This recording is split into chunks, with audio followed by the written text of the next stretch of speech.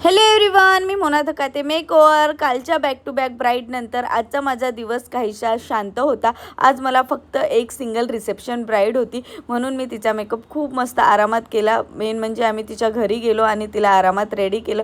ब्राईडने already सगळं decide केलेलं होतं, ज्वेलरी वगैरे, आणि ड्रेस म्हणजे तिने साडी वेअर करायचा विचार केलेला होता रिसेप्शनमध्ये, आणि त्यावर फ्लोअर टच दुपट्टा.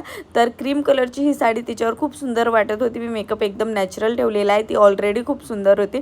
तर हा तिचा फायनल लुक आहे.